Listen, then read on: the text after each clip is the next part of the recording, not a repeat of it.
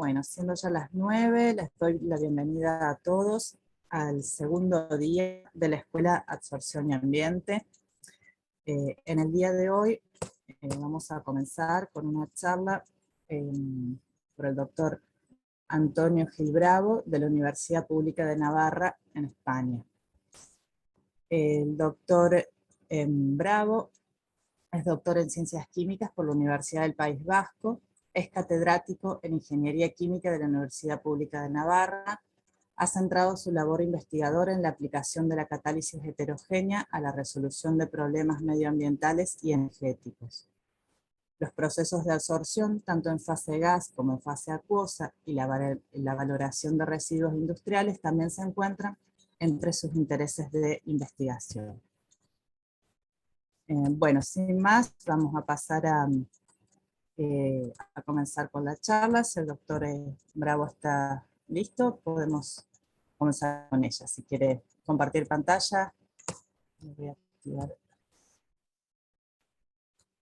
Ay. Un segundito que le tengo que activar el micrófono.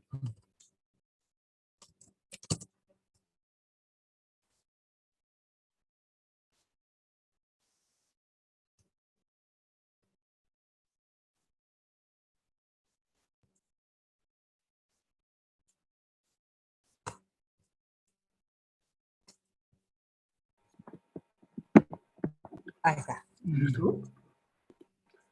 Vamos a probar. ¿Se ve? Sí, perfecto. ¿Se ve en la pantalla? Muy bien. Sí. Bueno, pues buenos días a todos, buenas tardes aquí en España. Gracias en primer lugar al comité organizador tanto del Simposio Iberoamericano de Absorción como a los organizadores de la Escuela de Absorción por haberme invitado. Para mí es un gran honor presentar hoy algo, mi pequeña contribución a lo que puede ser la quimisorción o la absorción selectiva. Tengo que agradecer tanto al presidente del simposio, Karim Sapag, como a Johnny Villarreal, la invitación que me hicieron y que gustosamente yo acepté. Entonces vamos a ver, realmente una hora es poco para lo que les quiero contar, pero vamos a ver si centramos al menos las generalidades, los aspectos más importantes de lo que sería la absorción selectiva, quimisorción, para qué se usa y qué información podemos obtener de ella. Como ha dicho la presentadora, pues soy Antonio Gil. Antoni Gil, para el que me conozca más en persona. Pertenezco al Departamento de Ciencias de la Universidad Pública y, como ven ahí, también pertenezco a un instituto universitario de investigación, que es el INAMAT, que es el Instituto de Investigación de Materiales Aplicados y Matemáticas Avanzados. Entonces, en primer lugar, quisiera presentar un poco la bibliografía en la que me he basado para realizar esta presentación. No voy a incluir todas las referencias, únicamente las más importantes, y a partir de ellas ustedes yo creo que pueden sacar los aspectos más relevantes de lo que sería la quimisorción. La primera referencia que pueden ver ahí es un artículo que justo he publicado recientemente precisamente sobre quimisorción. ¿Y por qué? Porque justo también el año pasado en España tenemos un curso de absorción que organiza la Sociedad Española de Absorción. Me invitaron a dar también quimisorción y yo decidí que, dado que es un tema que... Disculpe, doctor Gil, disculpe, no está pasando ¿Sí? la presentación. Solo estamos viendo la primer slide, no está pasando. ¿Ahora? Sí, la pasa a mano, o si quiere poner en presentación directamente, como a usted les sea más fácil. Estaba puesta en presentación, lo que pasa, ahora se ve. Claro, pero la estamos viendo como en el PowerPoint, digamos, no estamos viendo en formato de presentación. ¿Y ahora lo ven? Sí, vemos bien la. Se pasa, ¿no? Sí, sí, si usted Vale, las de va acuerdo. pasando, se van pasando, sí. De acuerdo. Entonces, como les comentaba, la primera referencia es un trabajo que he publicado precisamente por la invitación que recibí de la Sociedad Española de Absorción para participar en este curso. Entonces, básicamente, si quieren profundizar un poco más de lo que veamos hoy en esta clase, en esta hora, pues ahí lo tienen bastante más desarrollado. Está publicado en Catalysis Today. Todavía no está, aunque está online, no tiene referencia como artículo como tal. Seguidamente luego hay un pequeño libro que publiqué ya hace unos años también sobre absorción, esto más sobre absorción física, que puede ser útil para lo que serían los conceptos o cuestiones más generales sobre la absorción. Tiene la ventaja que está en castellano, está publicado por la Universidad Pública de Navarra y posteriormente aparecen ya primero dos libros que están publicados por las casas comerciales, tanto Micromeritis y Quantacrom, que yo creo que para lo que son los casos aplicados sobre los procesos o cómo se lleva a cabo la absorción selectiva, son bastante interesantes. Sobre todo el libro de Micromeritis y la parte publicada por el doctor Yunes, al cual le tengo que agradecer enormemente su contribución a lo poco que conozco. Creo que hoy en día pues, está aquí como oyente, entonces le envío un saludo y les recomiendo encarecidamente que si no lo tienen ya, pasen a leer los capítulos publicados por el doctor Yunes. Luego aparecen otros dos libros, uno que está en tercer lugar, que este fue un libro publicado y editado por Francis Delaney. Francis Delaney es profesor, o era profesor de Louvain-la-Neuve en Bélgica. Procedía del grupo del profesor Delbon, un grupo que se ha dedicado siempre a la caracterización de catalizadores, y aunque es un poco antiguo, se centra básicamente, como dice el título, en la caracterización de catalizadores heterogéneos. Entonces, aparte de quimisorción, también les recomiendo que lo pasen a leer. Y finalmente, el libro de Marcel, este es otro clásico, que lo que son aspectos de absorción tratados ya un poco más en profundidad, es bastante recomendable. Se podrían citar otros muchos, pero como les digo, yo creo que, quitando los dos míos, que podrían ser un resumen de los que posteriormente se pueden citar, los cuatro que les cito aquí son muy interesantes para conocer los principios tanto de la absorción física como de la absorción química. Y luego estarían los métodos ASTM. No hay muchos métodos tratados en quimisorción, únicamente tendríamos el método que establece las condiciones para la absorción de hidrógeno en catalizadores de platino-alúmina y luego el método para la absorción química de amoníaco. Esos serían los métodos. Vamos a seguir entonces qué es lo que podemos obtener de la absorción selectiva. Se aplica, si han tenido la ocasión de participar ayer en la escuela de absorción del curso dado por Karim Sapag sobre la absorción física, tendríamos que tanto para materiales absorbentes o catalizadores metálicos soportados, que se caracterizan por tener una alta porosidad, pues para sus aplicaciones es necesario conocer sus propiedades texturales. Propiedades texturales que se reducen básicamente en conocer la superficie específica, superficie expuesta por unidad de peso, y la porosidad, que sería el volumen de poros también por unidad de peso. Cuando ya nos adentramos un poco más en las aplicaciones de estos materiales porosos, la calidad, las características que tengan estas propiedades, esta superficie, va a ser necesaria. Entonces, en el caso de los absorbentes, necesitamos conocer sus propiedades ácidas y básicas. Estas propiedades ácidas y básicas se reducen en conocer la naturaleza, en el caso de las ácidas si son Lewis o Bronsted, la fuerza, si se produce un enlace físico o químico, y luego la densidad o la distribución de los centros en la superficie.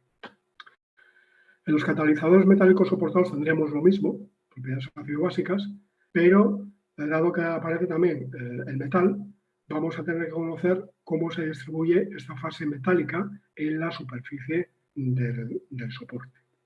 Normalmente un soporte inerte que interfiere poco o en menor medida a lo que sería la reacción catalítica.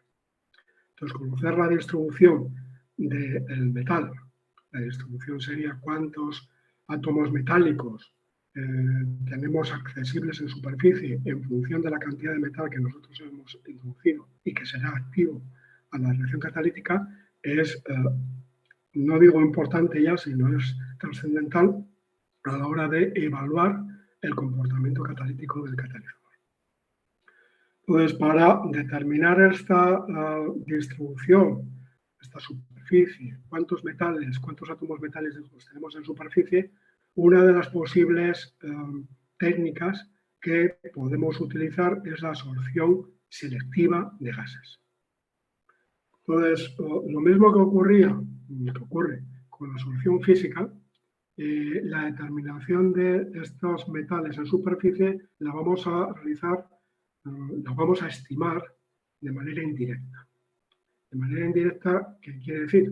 Que nosotros con la absorción de gases lo que vamos a medir es qué cantidad de gas se absorbe en esta superficie.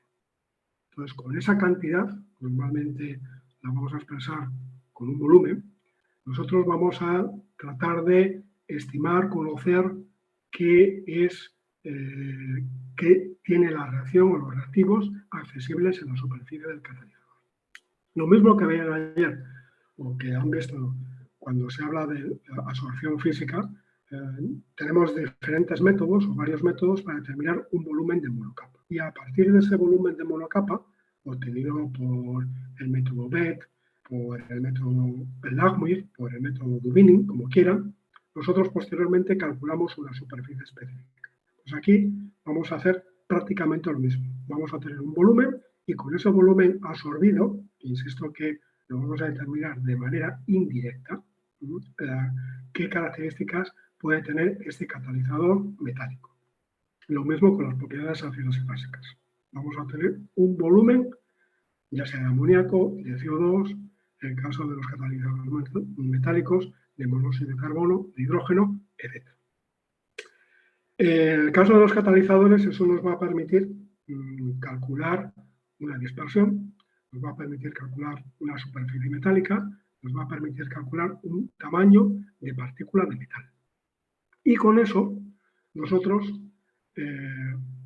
puede sernos ya útil para conocer el comportamiento catalítico del catalizador, o bien, si tenemos que hacer una comparación entre diferentes catalizadores de diferente naturaleza, digamos, un catalizador platino-alúmina, un catalizador platino-sílice, un catalizador platino-carbón, tendremos que unificar cuál es la medida o el criterio de comparación. Y ahí aparece, esto seguramente el catalítico que me esté oyendo lo sabe de sobra, es el TOF o el TOM, que es el número de moléculas reactivas que han reaccionado por metal por unidad de tiempo.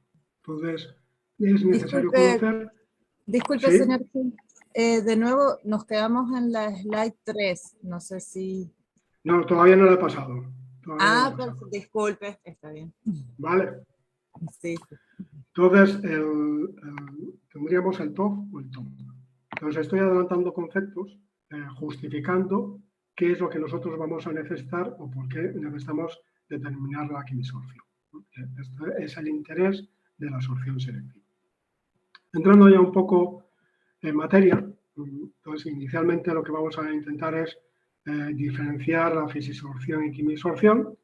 Hay que decir que no es fácil diferenciar entre los dos procesos, dado que se pueden dar procesos intermedios.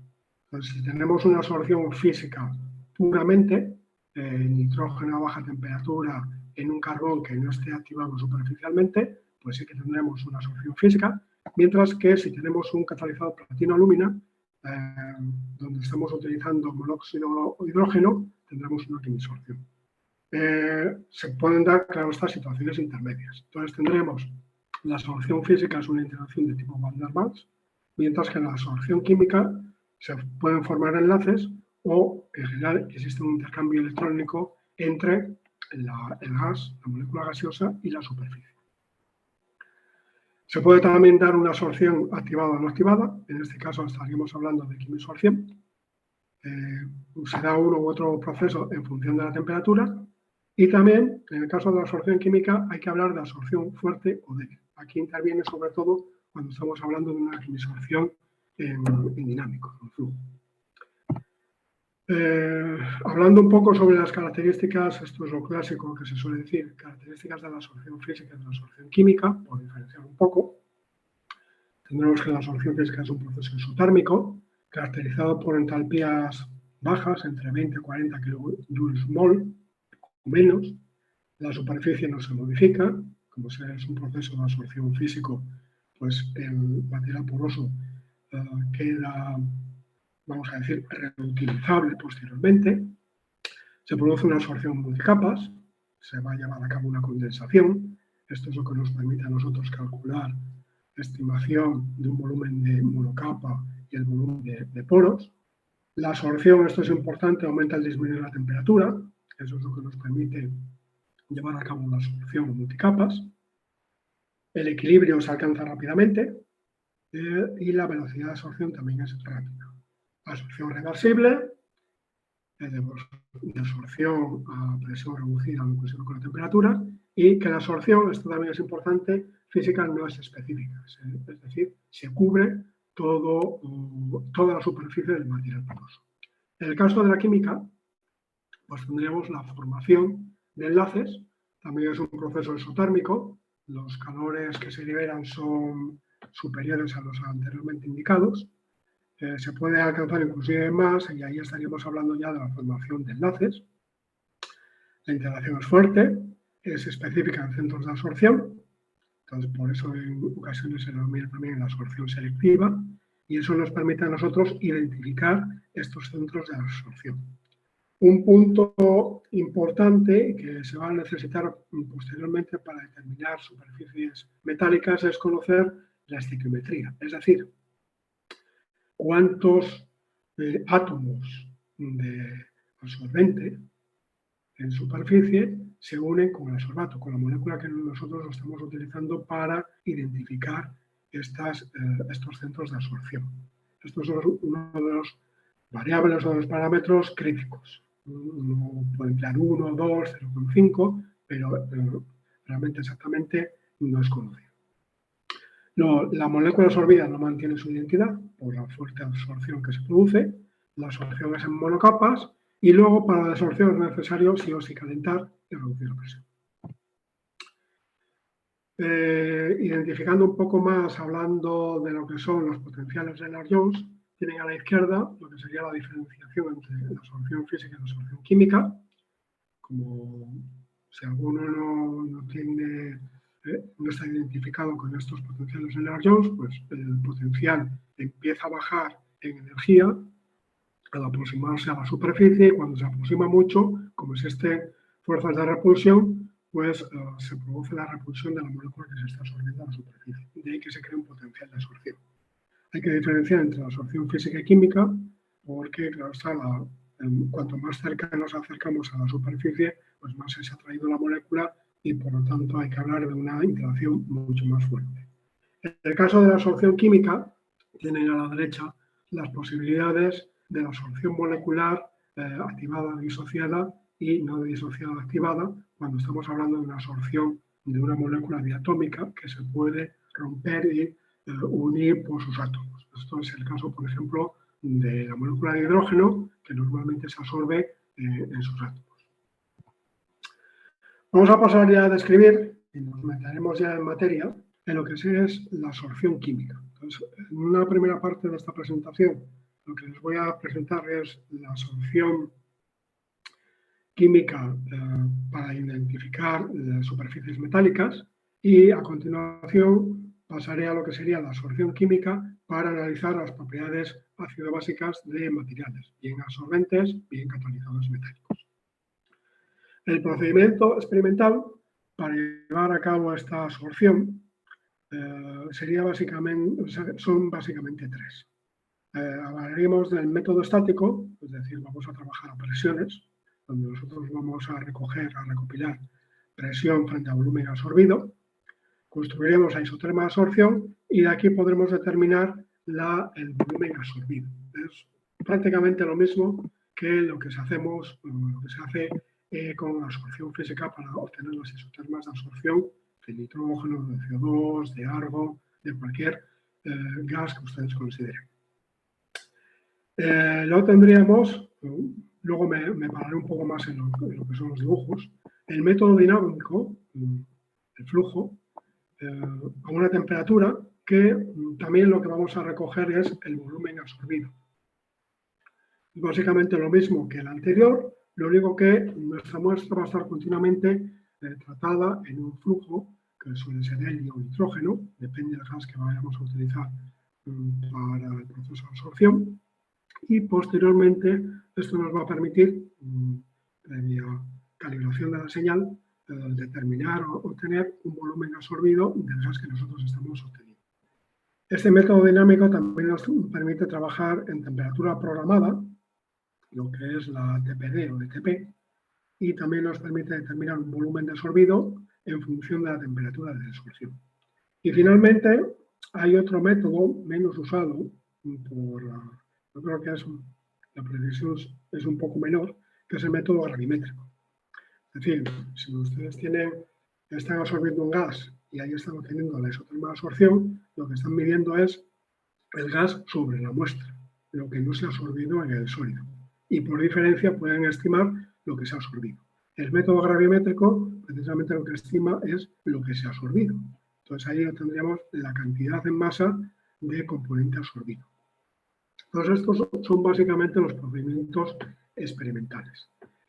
También hay que decir que obviamente existen otros métodos. Nosotros yo únicamente me voy a centrar aquí en lo que sería la absorción de gases, que nos permiten caracterizar químicamente una superficie. Entonces podemos tener el caso de determinar tamaños de cristal o tamaños de partículas metálicas, sería la difracción de rayos X. Y en el caso de acidez-basicidad, la resonancia magnética nuclear también nos permite determinar estas propiedades. Inclusive la transmisión electrónica nos permite determinar tamaños de partículas. Entonces aquí, si alguien me puede preguntar posteriormente cada una de estas técnicas, cuándo se aplicaría una u otra, y ya le entraré un poco más en detalle. En el caso de la absorción, pues se trata de analizar sobre todo metales muy dispersos, que por ejemplo por rayos X no se detectan, o por transmisión puede que tampoco podríamos llegar a obtener, ver los óxidos metálicos. Entonces, siguiendo con el procedimiento experimental y siguiendo con el método estático, nosotros lo que vamos a obtener es, primeramente, la isoterma de absorción, es decir, básicamente lo mismo que estamos obteniendo en la absorción física. Estaremos representando, como pueden ver aquí en la figura, la presión frente a volumen absorbido y obtendríamos una isoterma de absorción. Normalmente es una isoterma tipo 1, pero no se llega a obtener la meseta porque esto, el material sigue absorbiendo el gas que nosotros le estaríamos proporcionando. Hay que decir que la temperatura de absorción, la absorción, normalmente se lleva a cabo, veremos luego cuando les pongo un ejemplo de hidrógeno monóxido, a una temperatura que puede ser, el caso del hidrógeno, entre 0 a 25 grados o un poco más. El un poco más se refiere a poder en el laboratorio controlar 25, 30, 35 grados la temperatura de absorción. Pues a partir de esta isoterma de absorción, nosotros ya podríamos determinar un volumen absorbido. Si lo que queremos caracterizar es la superficie metálica, obviamente si tenemos un catalizador, por ejemplo un óxido de níquel soportado sobre una sílice, lo primero que tendríamos que hacer es un pretratamiento para obtener el níquel metálico. Pues lo mismo que hacemos en fisisorción sería hacer un pretratamiento para desgasificar la muestra y que la superficie esté limpia de cualquier impureza que, como les he dicho, lo que vamos a medir son presiones de gas, presiones de hidrógeno, presiones de monóxido. Entonces, como no tenemos un transductor específico para ese gas, cualquier impureza que pueda disolver nuestro material va a interferir en la medida. Entonces, primeramente tendremos que hacer un pretratamiento de la muestra. Si lo que queremos hacer es medir un metal, pues ese pretratamiento tiene que llevar implícito una reducción para obtener el metal. Entonces aquí, cuando les enseñaba la imagen, tenemos un tubo en U para llevar a cabo por método estático la quimisorción, la absorción selectiva de un gas. Entonces inicialmente trataríamos, aparece aquí el horno, a temperatura, 100, 200, 300, depende del metal que tengamos, para desgasificar y reducir la fase metálica de nuestro catalizador. Si lo que estamos haciendo es una medida únicamente de acidez o basicidad, ese tratamiento de reducción no sería necesario y por lo tanto únicamente con vacío o bien con una corriente no inerte sería suficiente y la temperatura no debería ser tan elevada. Aquí, como ven, el método STM que les he indicado anteriormente en la bibliografía, la diapositiva número 2, nos dice que para calcular ese volumen que vamos a necesitar para estimar la superficie metálica, podríamos obtenerlo si hacemos una regresión entre 100 y 300 TOR, tendríamos esta zona, y el corte con el LGI, ese sería el volumen que nosotros podríamos utilizar para calcular superficies metálicas o alguna propiedad ácido-básica, depende del gas que utilicemos. Lógicamente, aquí sería la absorción total. Es decir, lo que aparece en la diapositiva, estaríamos evaluando la cantidad de gas absorbido de manera reversible e irreversible. Si tenemos un metal, sería lo que se ha retenido de hidrógeno monóxido en la superficie metálica y en el resto de superficie porque se está produciendo absorción. En mayor o menor medida se está produciendo. Pues normalmente, aunque no hay una norma STM que se introduzca, lo que se suele hacer es obtener ese volumen únicamente con la isoterma irreversible. Es decir, nosotros tendríamos que repetir la isoterma de absorción, lo que aparece en rojo, desgasificando, en este caso ya sin tratamiento de reducción, la muestra y volviendo a realizar la isoterma de absorción. En este caso quedaría otra vez retenido únicamente el gas que queda en superficie de manera reversible, es decir, la absorción física. Haciendo la diferencia entre los dos, nos dejaría la cantidad de gas que se queda en superficie de manera reversible, es decir, aquella que se fija en los centros de absorción química. Entonces, con esta es la que nosotros podemos determinar el volumen absorbido, es decir, serían mililitros o milimoles, depende de las condiciones y las unidades que utilicemos, de CO2, de hidrógeno, etcétera, por gramo de soporte de catalizador.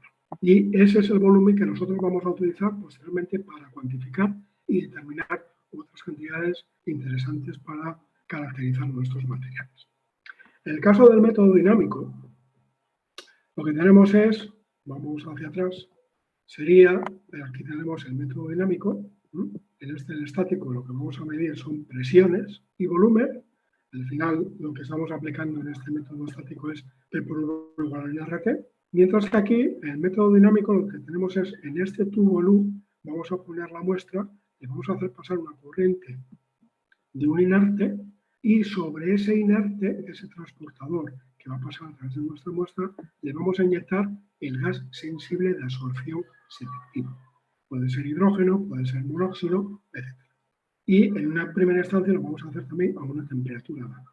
Si aquí lo que medimos es presión y volumen, aquí el detector que nosotros vamos a tener es un detector de conductividad térmica. Es decir, también de manera indirecta lo que vamos a comparar es, vamos a determinar cómo se altera la concentración del efluente que nosotros estamos pasando, primero por un ramal que nos pasa por la muestra y luego por la muestra. Entonces, lo que queda retenida por la muestra va a reducir ese gas que es sensible a nuestra muestra y va a modificar la composición de la corriente que está pasando por la muestra.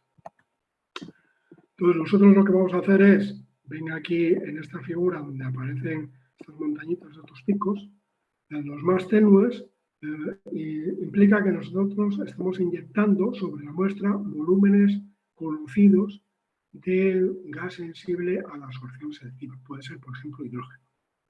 Entonces, cuando no se produce ninguna absorción, nosotros hacemos inyecciones y ese mismo pico que nosotros inyectamos lo estamos detectando a la salida del detector. Cuando tenemos la muestra, empezamos a inyectar y los primeros picos pueden desaparecer. Eso significa que se está reteniendo ese gas en nuestra muestra.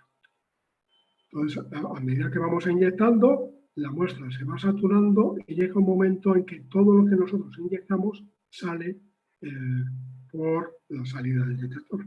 Entonces, eso nos va a permitir conocer, calibrando el área de estos picos y qué área corresponde al volumen que estamos inyectando, nos va a permitir conocer el volumen retenido de ese gas, hidrógeno, monóxido, o en el caso que sea acidez, amoníaco, retenido en la muestra. Le pongo aquí la fórmula, habría que aplicarlo. ¿Cómo podríamos calcular ese volumen absorbido? Que es igual, idéntico al que nosotros podríamos determinar mediante la quimisorción en estático, mediante esta isoterma irreversible.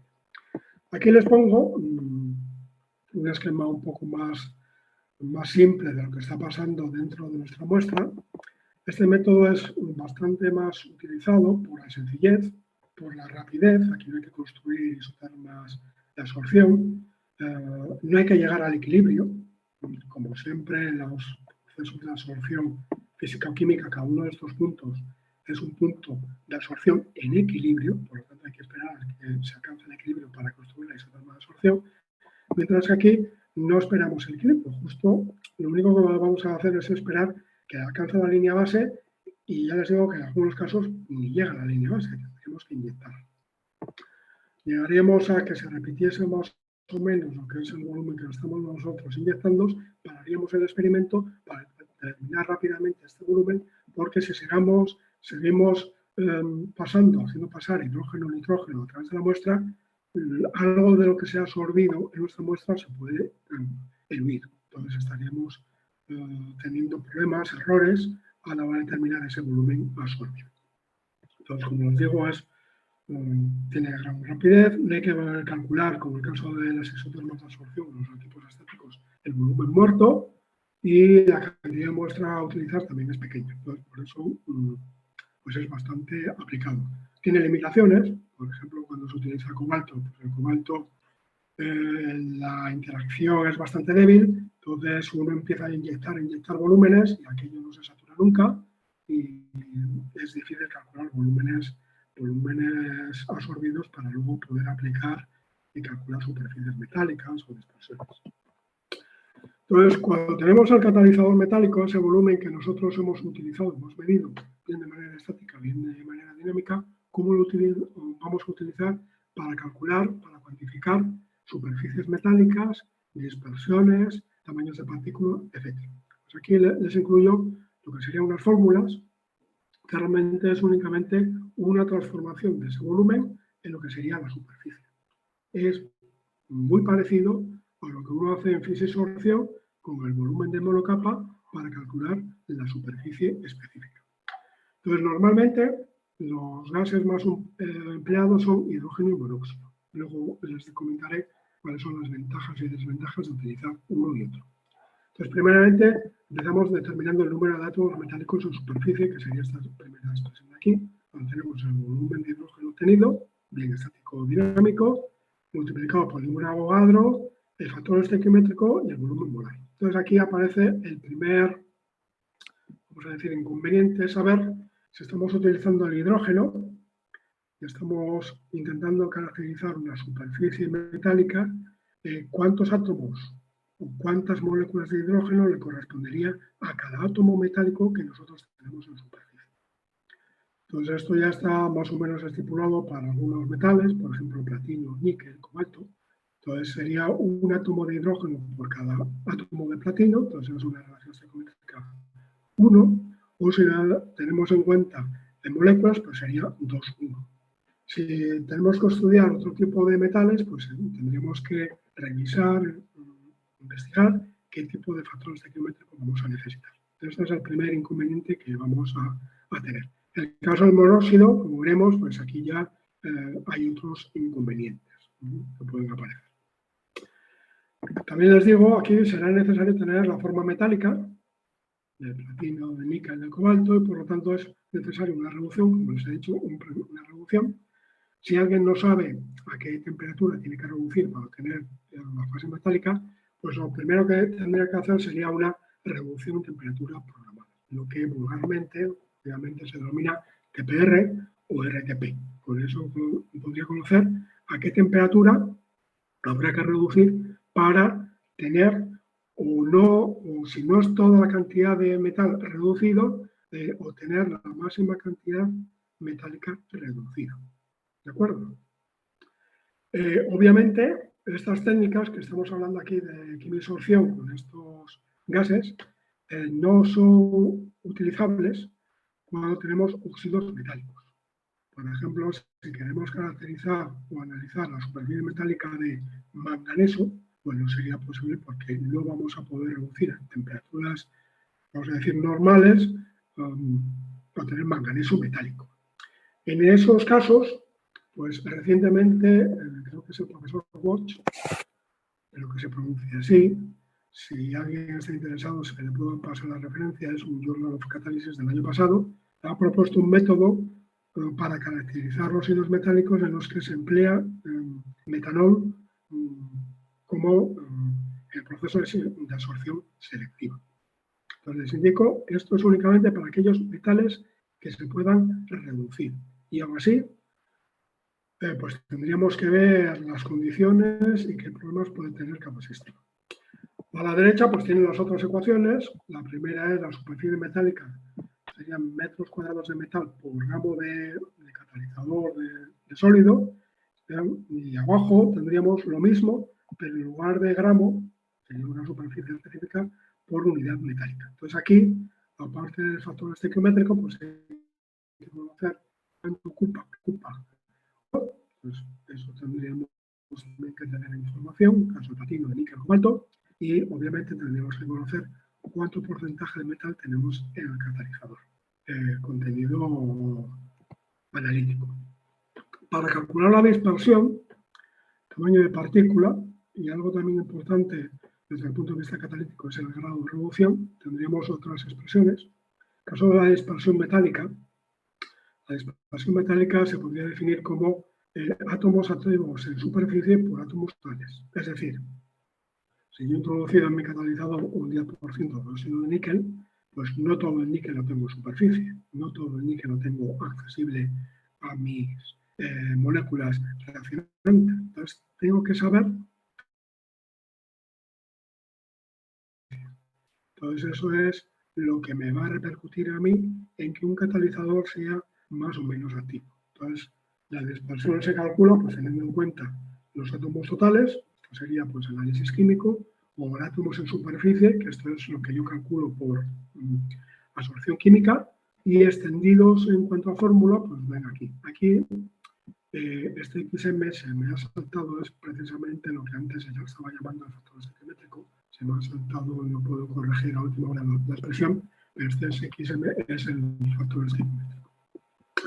También podemos determinar el tamaño de partícula de metal. Y aquí tenemos que asumir, tenemos que introducir otro concepto que sería qué forma tienen nuestras partículas de metal en la superficie. Entonces, con eso, si por ejemplo yo tengo una hemisfera, pues el tamaño que yo voy a calcular puede ser el radio o el diámetro de esa esfera. Si yo supongo que tengo una esfera completa, pues lo mismo, el radio o el diámetro de la esfera.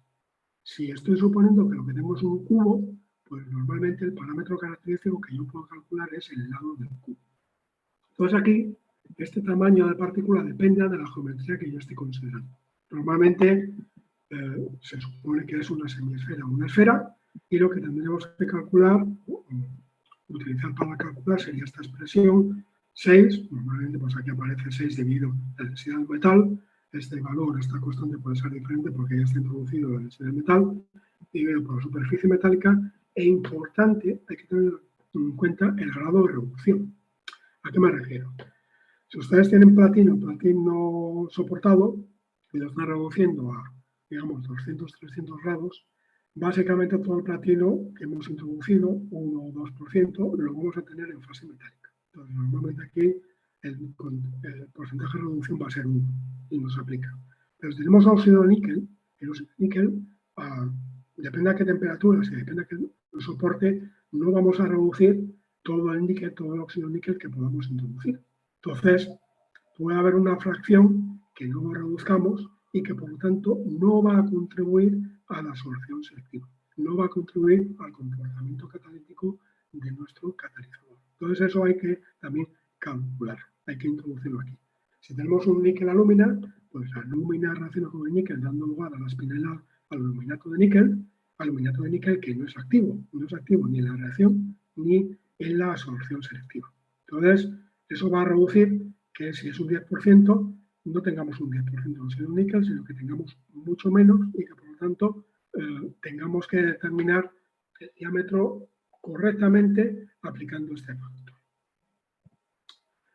Esto es, como si dijéramos, el grado de error que podríamos tener en cuenta o introducir si aplicamos. Lo normal es tener una hemisfera, el 6 que aparece ahí, una esfera completa.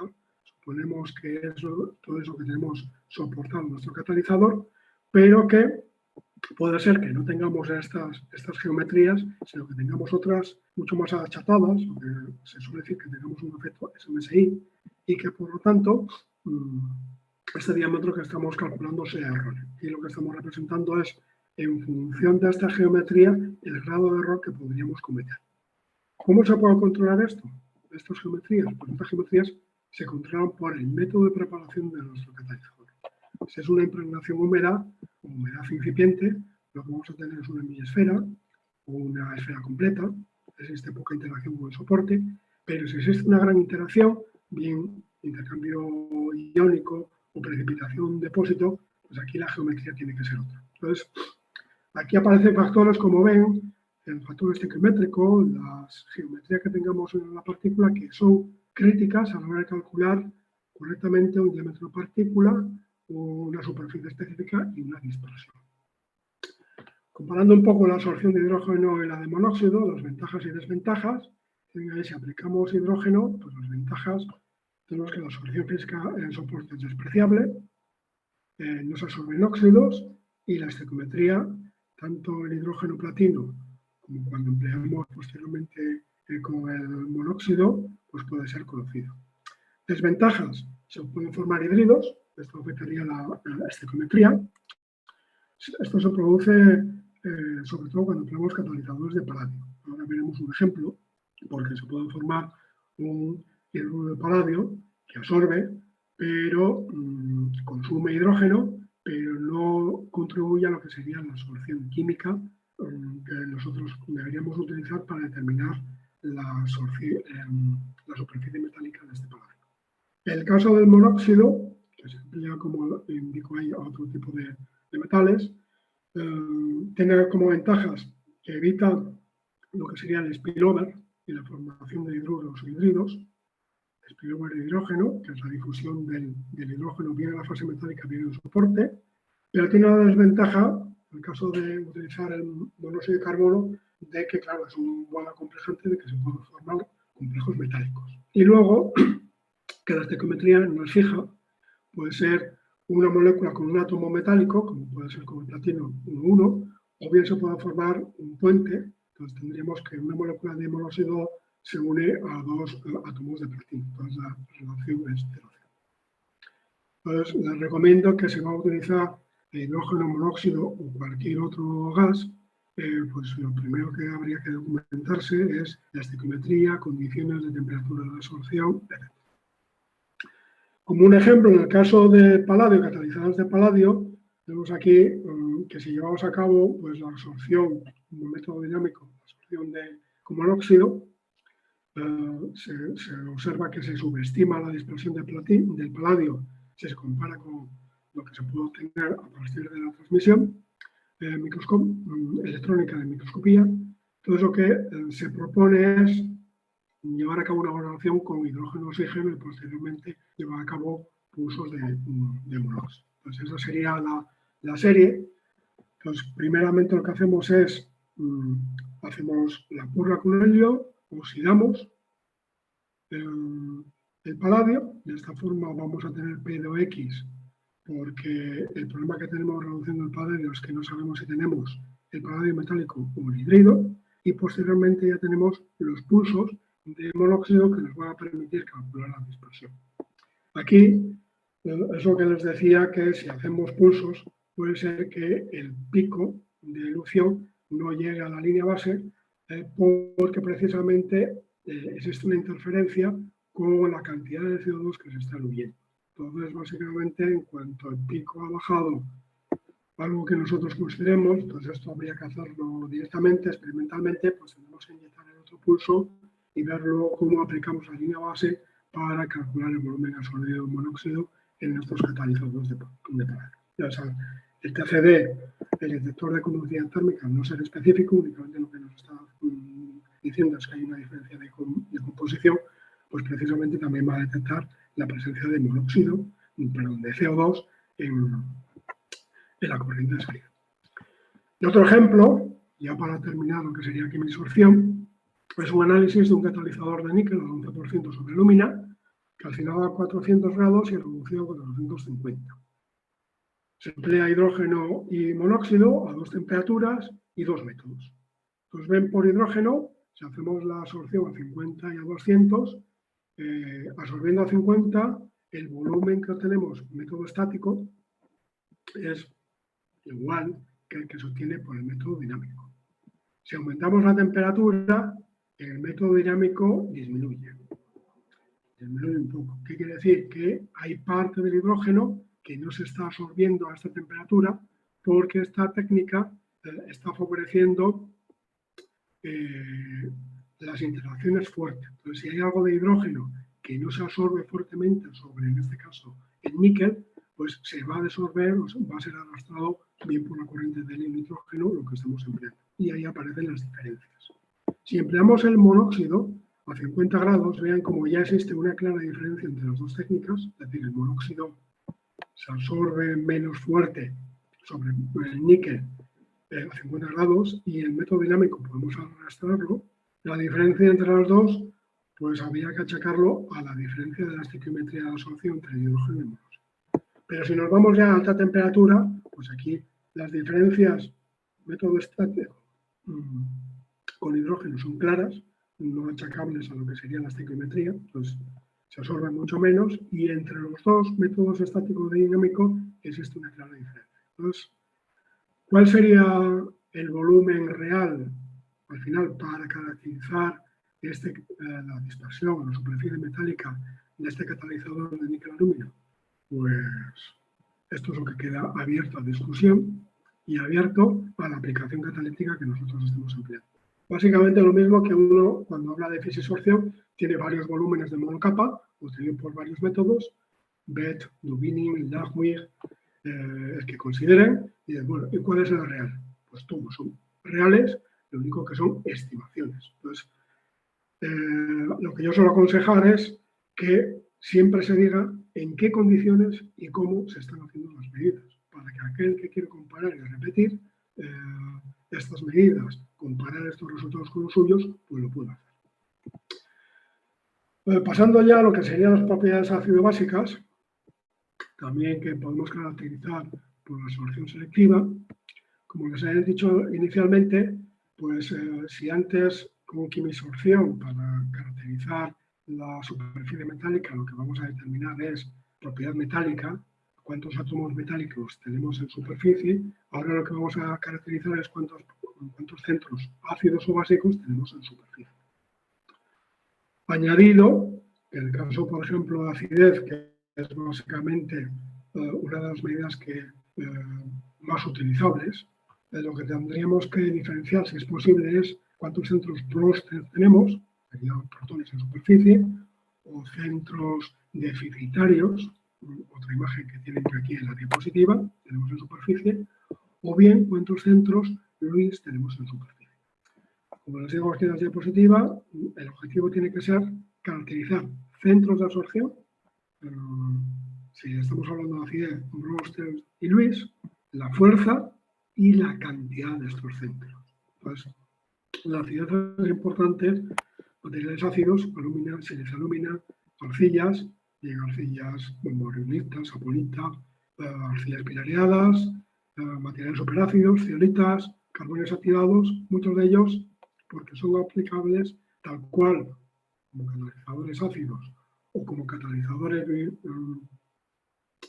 bifásicos con una actividad ácida y metálica en procesos catalíticos de craqueo, hidrocraqueo, alquilaciones. Entonces, la acidez es importante en estos procesos. Mucho menos importante, también mucho menos importante porque existen menos reacciones con un carácter básico, lo que serían sus mecanismos de reacción, es la determinación de la basicidad. Para la basicidad existen menos métodos, ya les detallaré un poco cómo se puede determinar la basicidad, pero no obstante es importante también en algunas reacciones, sobre todo las condensaciones aldólicas, que caracterizan o que es necesario determinar el carácter básico de los materiales que estamos utilizando. Entonces, la acidez, pues lo mismo que estamos hablando antes de la absorción de hidrógeno monóxido, nosotros lo que tenemos que hacer es una valoración ácido-base de un sólido. Entonces, el sólido puede ser el ácido o la base, entonces vamos a utilizar un gas que va a ser el ácido o la base que nosotros vamos a utilizar para valorar. Entonces, el más habitual, inclusive como han visto antes, es un método ASTM, es el amoníaco. Y les presento lo que sería la caracterización o la determinación del volumen de amoníaco absorbido. Lo que nos va a permitir calcular es volumen de amoníaco retenido por una muestra, un absorbente, un catalizador por gramo de material o bien por metro cuadrado, por superficie específica. Entonces, el amoníaco lo que nos permite determinar es la acidez total, es decir, caracteriza la acidez tipo Lewis y tipo Brewster que tengamos. Cuantifica la cantidad de centros. Para llevar a cabo este método dinámico, pues tendríamos que hacer un pretratamiento de la muestra. ¿El porqué del tratamiento? Porque necesitamos la superficie limpia. Si existe algún inerte, puede ser inclusive agua, pues esto nos va a afectar a lo que sería la detección posterior. Insisto que el detector TCB no es específico de amoníaco. Hay una alternativa, ahora les comentaré, bueno, dos alternativas que podemos utilizar cuando empleamos amoníaco, pero si no utilizamos estas dos alternativas que les quiero presentar, el tratamiento tiene que ser sí o sí exquisito para limpiar la superficie y que nos permita determinar cuantitativamente la cantidad de amoníaco que se va a retener en nuestro sólido. Como antes, pues necesitaríamos volúmenes conocidos de amoníaco y lo podríamos calcular de igual forma que antes con esta expresión donde estamos analizando los picos que se absorben, la cantidad, el área bajo estos picos la tendríamos que relacionar con el volumen inyectado, que esto lo tendríamos que haber calibrado previamente, y la cantidad absorbida lo que nos va a permitir calcular es el volumen de amoníaco retenido. El método estándar, ASTM, lo que nos propone es determinar de manera estática el volumen absorbido de amoníaco a una temperatura de 175 grados Celsius y una presión de 20 kilopascales. Eso es lo que nos propone el método estático. No hay un método ASTM, pero es el que habitualmente se utiliza. Como antes, ustedes lo que tienen que hacer es indicar cómo lo hacen, dar todos los detalles y el por qué lo hacen así. Alternativamente, si hemos absorbido amoníaco, también podemos desorber amoníaco. Entonces aquí aparece lo que es la TPD o la DTP en castellano, la desorción de amoníaco en rampa de temperatura por la mano. Y nos va a dar información cualitativa sobre el perfil fuerza de los centros ácidos. Parece ser también, aparecen algunos trabajos de investigación donde se discuten varios tipos de acidez en función de la temperatura de absorción. Ahí lo que yo suelo decir es que no existe un criterio para asignar estos rangos de temperatura. Hay alguno que dice acidez o una absorción débil a baja temperatura por debajo de 100 grados, entre 100 y 200 o un poco más, absorción intermedia y luego fuerte por encima de. Lo pueden hacer, pero no existe una norma que nos permita a nosotros regular esas temperaturas de absorción. Entonces, a la hora de hacer la DTP, tendríamos que hacer lo mismo que antes, un pretratamiento, esto no nos evita nadie. Tendríamos luego que absorber, saturar con amoníaco. Podemos utilizar también lo que hemos utilizado anteriormente para la absorción de amoníaco, para utilizarlo ahora como TPD, DTP. Y luego, en rampa de temperatura, llevar a cabo la desorción. Si esto ya lo pongo aquí, el detector TCD no es específico para amoníaco, entonces una posibilidad que manejan algunos investigadores es la corriente que sale del equipo, recogerla en, lo diré, ácido bórico y luego cuantificar, esto sería el método Hendal, cuantificar la cantidad de boratos que han relacionado con el amoníaco para poder estimar, hacer una estimación del amoníaco que se ha desorbido.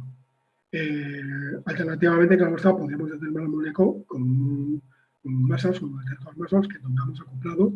Esto sería una tecnología, un proceso mucho más caro que el tener, como les digo, esta variable que sería el determinar el amoníaco recogiéndolo mediante una reacción con el ácido bórico. Un inconveniente que puede aparecer en estos procesos de temperatura programada, los TPDs, es que no hay que rebasar la temperatura máxima de tratamiento de nuestro material. Dado que nuestro TCD no es específico para la desorientación de amoníaco, si nosotros rebasamos, digamos, los 400-500 grados, todo aquello que salga, pues no podemos asegurar que sea amoníaco. Todo aquello que salga puede ser nuestro sólido, nuestro material que se esté descomponiendo y esté saliendo, por ejemplo, agua. Entonces esto puede interferir si no tenemos una trampa que atrape este gas. El agua lo podemos recoger, pero yo qué sé, puede ser CO2, monóxido, que pueda ser de nuestro sólido. Eso va a interferir en nuestra señal. Por lo tanto, temperaturas superiores a la temperatura de tratamiento del sólido no son adecuadas para cuantificar la señal o para dar cualitativamente un comportamiento de nuestro material. Otras moléculas, aparte del amoníaco, que se pueden emplear son propiamina, ya lo veremos al final de la presentación, y otros procedimientos también que se emplean, también al final de la presentación diré algo. En el caso de la acidez es la absorción de piridina, combinado por el análisis de infrarrojo, y en el caso de la basicidad se suele utilizar cloroformo deuterado, también combinado con infrarrojo. Las limitaciones, más concretamente del amoníaco, sería el tamaño. Por ejemplo, tengan en cuenta que nosotros estamos intentando absorber amoníaco en unas condiciones normalmente que no son las de nuestros procesos catalíticos, y esta información ácida o básica que tengamos la vamos a transferir al comportamiento de nuestro material como catalizador o como absorbente. Entonces, el tamaño de la molécula de amoníaco puede hacer que se difundan los poros pequeños y que estos poros no sean activos en nuestra reacción catalizada. Entonces, el primer pico de la absorción física puede ser que no sea interesante para nuestra aplicación, como les pongo ahí, con lo que está relacionado con la absorción física. Luego aparecería normalmente otro pico, que sí que es el que se relaciona con el que da lugar a una absorción mucho más fuerte del amoníaco con nuestra superficie. De todas formas, no hay un criterio estandarizado para realizar lo que les indico. Realmente, la inmensa mayoría de los investigadores cogen el volumen total, bien absorbido o desorbido, la DTP y la TPD en la forma completa, y con eso ellos explican. Entonces, no tienen en cuenta lo que les estoy diciendo de las limitaciones. Son también minas que se pueden emplear, sobre todo en TPD. Es el primer picos, pues sería la absorción física.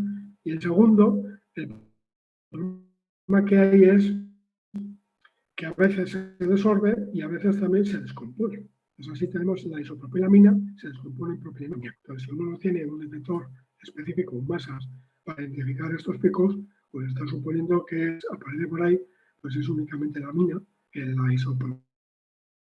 Cuidado, documentarse bien del proceso que yo estudio, que se está utilizando para caracterizar mi material, que efectivamente dé la información que yo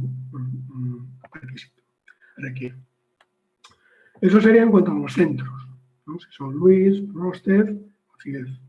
Si quiero saber algo sobre la fuerza, pues ahí lo que tengo que hacer es variar la TPD, variar la velocidad de calentamiento para que yo pueda variar la temperatura a la cual desorbe, por ejemplo, el amoníaco. Entonces, un experimento clásico es variar la velocidad de calentamiento, como aparece ahí la beta, lo cual nos da que la temperatura del pico, bien el de más baja o el de más alta temperatura, se desplace a más altas temperaturas, y aplicando la ecuación de Kissinger yo pueda determinar una energía de absorción, en este caso de desorción, que me pueda relacionar o que pueda tener algún tipo de relación con la fuerza de interacción del amoníaco con la superficie. Y eso, habría que verlo, el caso específico, relacionarlo con mi comportamiento catalítico de la reacción catalítica que yo esté estudiando. Otra molécula que se emplea, esto es el amoníaco, una base, nos tocaría ahora analizar centros básicos. Entonces, para analizar centros básicos, la molécula más simple sería un ácido, que sería, por ejemplo, el CO2. Entonces, clásicamente, se ha utilizado la molécula de CO2. Supongo que ayer, tanto el doctor Sapag, profesor Sapag, como el doctor Villarroel les hablarían de la aplicación de la absorción de CO2 en procesos de fisiculación.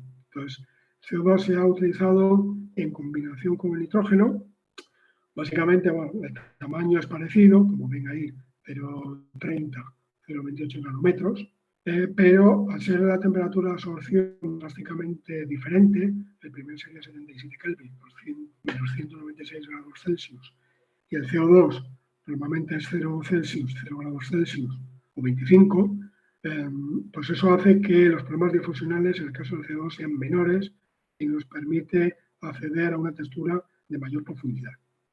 Si aumentamos la temperatura, nos permite, en el caso del CO2, al ser un gas ácido, nos permite caracterizar la acidez, la basicidad del material. Entonces eso es lo que se está aplicando. Bueno, esto sería la información que uno puede obtener, que sería el calor isostático de absorción a baja o alta temperatura, eso me da igual.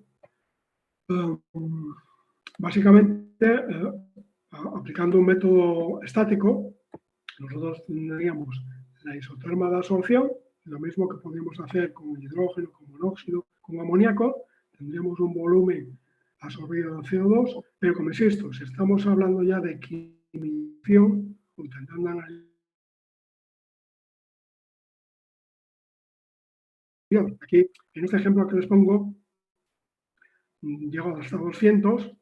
La semana que viene tengo también la gran oportunidad y el gran placer de compartir, estar en San Luis presentando una pequeña ponencia de los trabajos que hacemos aquí. Les presentaré las isotermas de absorción a más alta temperatura, llegamos hasta 500 grados. Entonces verán las isotermas de absorción y sería también una posible caracterización del material mediante la absorción de CO2, pero en este caso ya a alta temperatura. Como siempre, pues nosotros tendríamos que tratar nuestros materiales, llevar a cabo las isotermas de absorción y luego el volumen, en este caso uno lo que aplica es el volumen de la mayor cantidad de CO2 absorbido, entonces sería 80 kilopascales, es lo que uno puede utilizar como volumen de caracterización. Aquí tendríamos cómo podríamos caracterizar mediante el cálculo del calor isostérico, que en el caso de estos materiales que son hidróxidos dobles laminares, las hidrostancitas, obtenemos un pico que está relacionado, al menos esa es la interpretación que nosotros damos, y es donde se produce la absorción multicapa. Si empleamos un método dinámico, pues tendríamos lo mismo y aquí los pulsos, la temperatura de absorción sería 70 grados Celsius. En definitiva, obtener un volumen, en este caso la aplicación sería de esta, un volumen de CO2 absorbido sobre un material. Y finalmente, aunque me estoy pasando un poco del tiempo que me han estipulado, darles algo de información también. Les dije que también se podrían utilizar otras moléculas, aparte del amoníaco y las aminas de tamaño pequeño.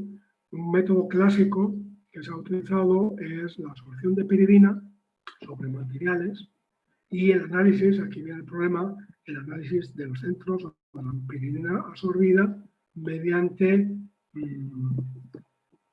mediante infrarrojo, mediante espectroscopía infrarroja. Entonces, el problema es precisamente el cuánto. Vamos que cuantificar es analizar e identificar la piridina absorbida sobre nuestro material. Entonces, les indico aquí que en el caso de la piridina podemos caracterizar la naturaleza de los centros en función de las bandas de absorción.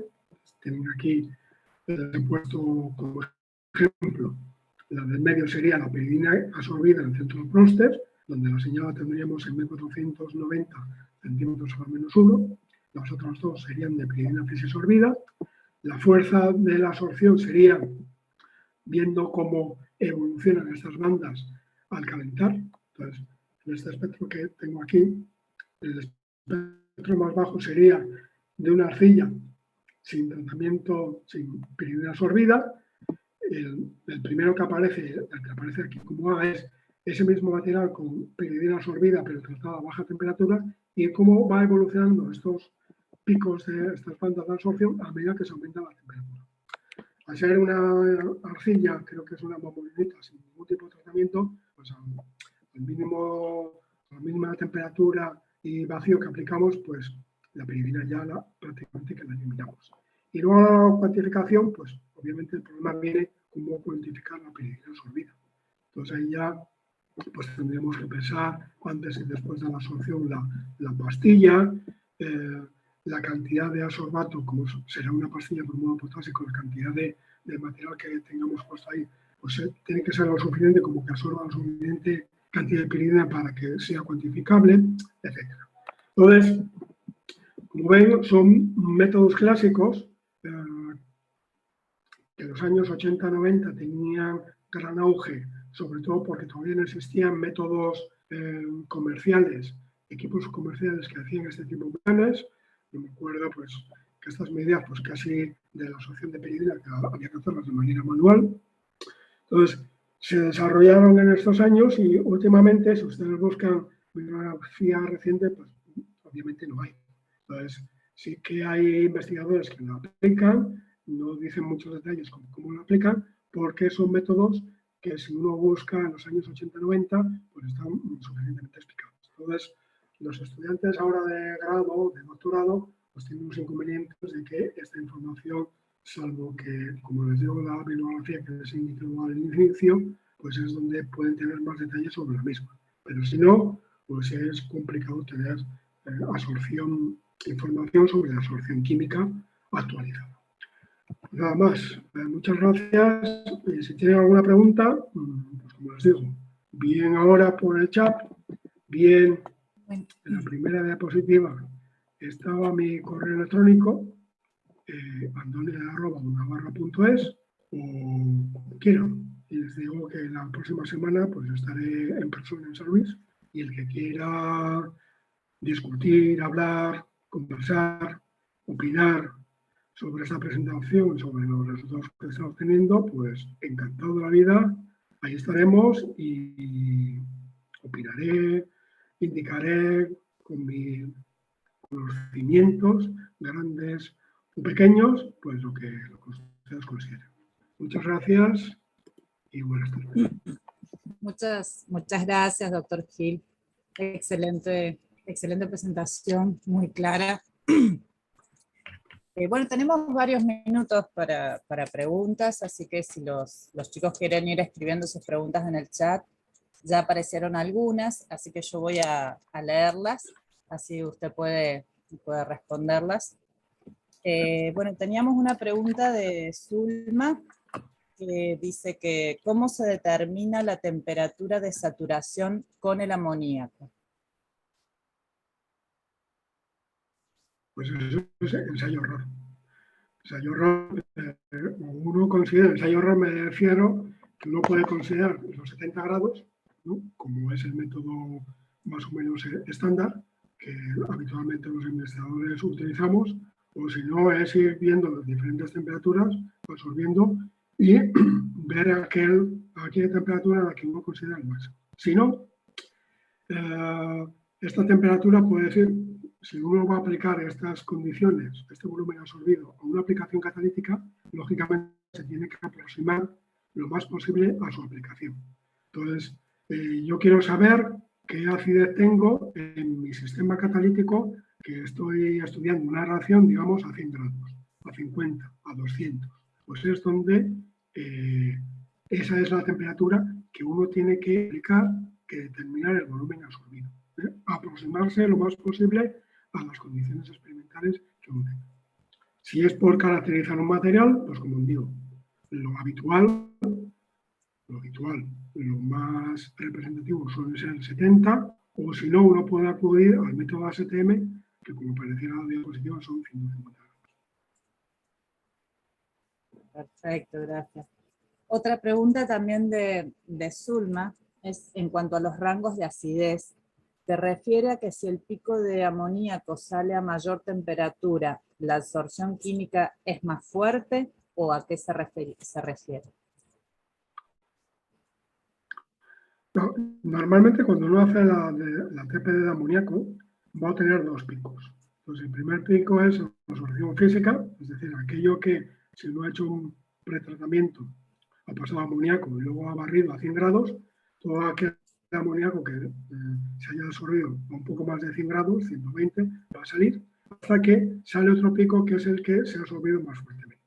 Entonces luego suele aparecer, o si no, lo que es la cola de este pico de absorción, va a salir otro pico a una temperatura superior a la temperatura de tratamiento de desgasificación, por ejemplo, del material, 400, 500, 600 grados. Entonces, este tercer pico o cola grande puede ser debida al amoníaco mucho más fuerte, que está todavía disolviendo, o a gases que surgen de descomposición del material y que no se han retenido en la trampa, como suele poner, trampa suele ser 2-propanol con una mezcla con nitrógeno o CO2, una trampa que retenga los gases de erupción. Si no se retiene en esta trampa, va a salir, va a llegar al detector y esto es lo que nos va a interferir. A eso me refería con ese pico extra que puede salir. Normalmente lo que uno va a ver son dos picos. El de amoníaco fisiosorbido o absorbido a baja temperatura y el amoníaco absorbido más fuertemente. Como indico lo de absorción, decía en las primeras diapositivas, lo de exactamente decir absorción física y química, complicado. Entonces, difícil, ¿no? Vamos a decir amoníaco absorbido más fuertemente. Entonces, eso es a lo que yo me refería. Perfecto. Tenemos otra pregunta que dice, si uno quisiera realizar quimisorción de hidrógeno o monóxido de carbono en materiales bimetálicos, ¿es posible identificar la superficie de uno u otro metal? No.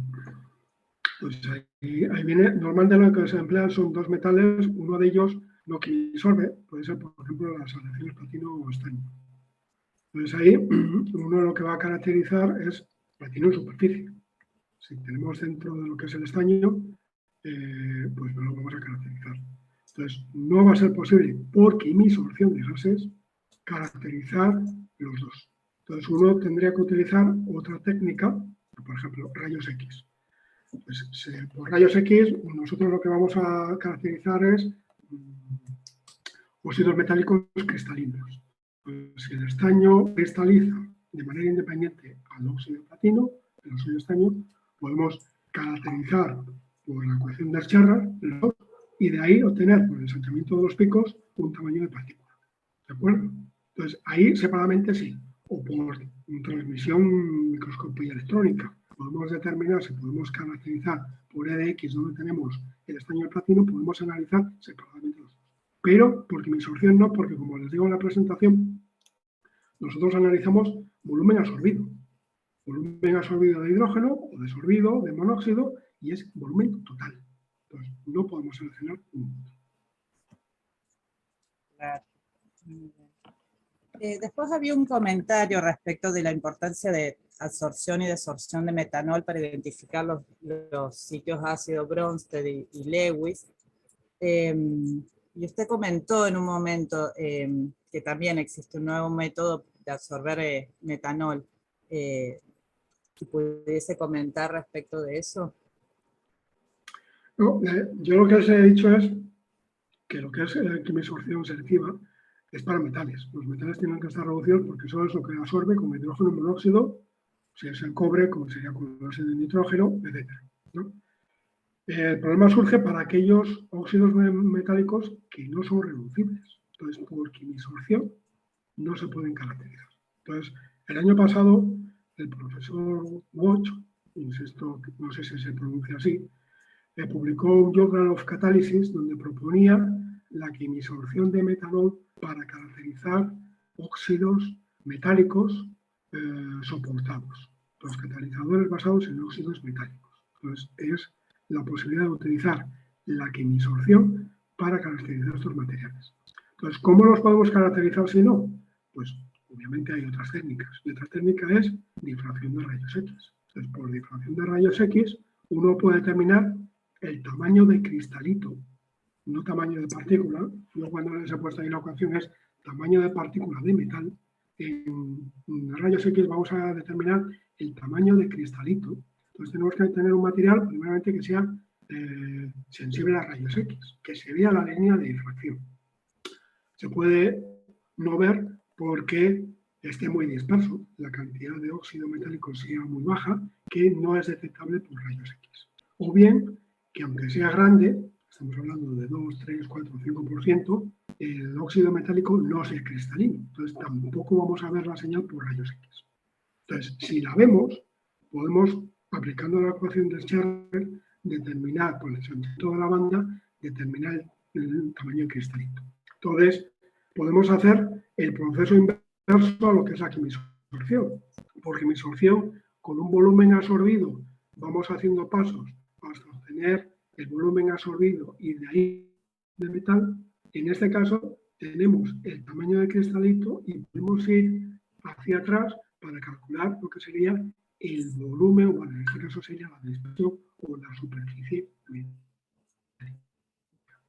Sí que tendremos que conocer cómo pasar lo metálico, tendremos que determinar cómo sería la altura cristalina, el factor de conversión, cómo convertir rayos X a ese óxido de platino, cómo transferirlo a platino, tal cual. Y con ese tamaño de platino sí que podríamos determinar dispersión. Perfecto, muchas gracias. Pues esto, bueno, ¿cómo calculo? No veo más preguntas en el chat. Sí hay varios comentarios de lo excelente de la presentación. Muchas gracias, doctor Gil, por esta. Y bueno, les recuerdo a todos que nos volvemos a encontrar a las 10:45 para la segunda charla de la doctora Graciela Zanini. Si no queda ninguna otra pregunta, doy unos minutos más por si alguien quiere preguntar algo más al doctor Gil. Si no, como él bien dijo, lo vamos a tener por San Luis la semana que viene, así que ahí pueden aprovechar a consultarlo también. Bueno, nuevamente muchas gracias, doctor Gil, y nos encontramos con todos a las 10:45 para la segunda sesión. Un placer. Hasta luego. Hasta luego.